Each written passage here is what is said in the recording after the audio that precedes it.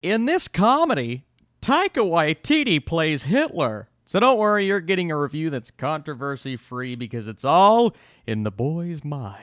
Imagination.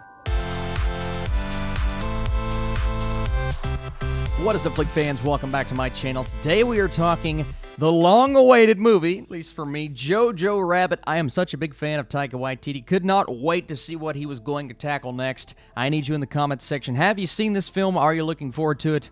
And let's talk about it. So directed by Taika Waititi, Jojo Rabbit is all about a young boy in Hitler's army who finds out that his mother is hiding a Jewish girl in their home. It's one of those films that really stuck with me walking out of the theater. While I loved it when I first saw it, the more I thought about it, the more I just continued to chuckle to myself and just realize how good Taika Waititi actually is, because we know he's a phenomenal director. He is 4 for 4 on the films that I have seen. Thor Ragnarok, Hunt for the Wilder People, of course, What We Do in the Shadows, and now Jojo Rabbit. And he has not just done a pretty good job on all 4 of them. No, he has nailed them, knocked them out of the park for me, and they are consistently ending up in my top 20 films of the year. All of them. So good. And as of right now, Jojo Rabbit is in my top 20 movies of the year. I absolutely love this thing. I'll get into why here in just a second, but just kind of hitting on the controversy. Don't do it, Austin. Well, we have to talk about it because it is a film that has to tiptoe around certain subjects. It's dealing with a very sensitive topic, understandably so, because what these individuals did in real life, obviously tragic, obviously something that should not be played upon for comedy unless you do it in the right way and unless the execution is there, that ends up what this movie actually does, bringing us a heartfelt tale about the struggle that young children deal with when they're fed one thing by certain people, but they have to learn to choose their own path and go in the morally right human direction. And that really is what this story is all about. And it's not just based upon our main character, Jojo, played by Roman Griffin Davis, who is wonderful in this film. His first movie ever. And the fact that he is this good is astounding. It's also the first film for Archie Yates, who plays Yorkie, and my goodness, their chemistry. It's just 2 young children playing off of each other comedically, dealing with this topic, of course. But oh my gosh, Taika, how do you continue to pick these incredible kids? You did it in Hunt for the Wilder People, and you're doing it again. But you found a twofer in both of these kids, man. They're both so good, so funny. Yorkie almost stole the entire film for me, and you're playing against a Sam Rockwell, a Scarlett Johansson, so many famous people in this film. Thomasin McKenzie, by the way, who I want to talk about, she popped up in a film last year that I loved her performance in, and she was just as good here playing the character of Elsa, and that really is what the movie is all about, right? It's comedic, of course, when you're dealing with what they're doing in their camps, kind of training the children for the future. Sam Rockwell's character is hilarious, how they play off of one another,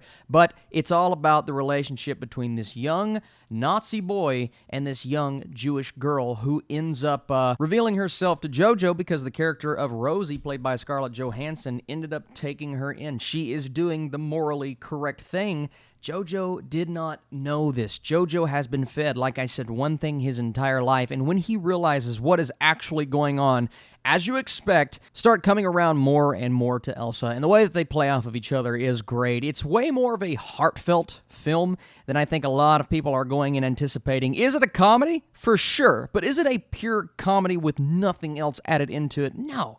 Not at all. And there are some very emotional moments towards the end that I thought were fantastic. It's just the execution by Taika Waititi. And I was so surprised to see some of the critic scores for this film. I went on Metacritic, and I actually saw a 0 for this film. And I sit back and I go, who hired that guy? Because it all came down to the topic that the film is dealing with, and obviously it's a sensitive subject, understandably so, and if this movie botched that aspect of the film, it could have still been funny, but if you're playing it off as something that is extremely offensive towards certain groups of people, that's not fair to those people, and that's when I would have cracked down on the movie and said, you know what, it tried, and it was funny in moments, but it really just failed for what it was trying to do, and that's how I like to praise a movie like this. Did it do what it intended to do going in? Did it hit that target audience, which really is almost everyone. I mean, I don't know if I can recommend this to families with small children because there are more gruesome moments than expected in this film.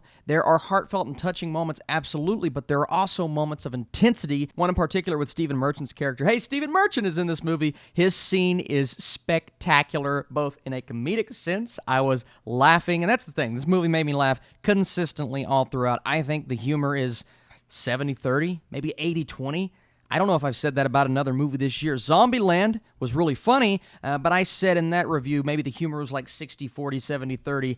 Right on that mark, maybe even more in Jojo Rabbit. And it's less laugh-out-loud humor and more subtle kind of chuckles, but you're just astounded at how smart everything is and how good, how tight this script ends up being. The directing, the writing, and the performance by Taika Waititi playing Hitler is, it's on point, man. He plays it exactly how you expect this human being to play this character. So funny. That character goes through changes. Even though it's an imaginary friend, he goes through changes. Our lead, Jojo, goes through changes. It's possibly the best performance I've seen from Scarlett Johansson in quite a while. Alfie Allen, Game of Thrones, pops up in this film as well, and he subtly almost steals every scene he's in. His facial expressions with Sam Rockwell's character is great. Heck, Rebel Wilson's in this movie, and she's really funny. I think this thing was firing on all cylinders. It is going to appeal to families. It is going to appeal to people that want a straight comedy. It's going to appeal to those who want a little bit of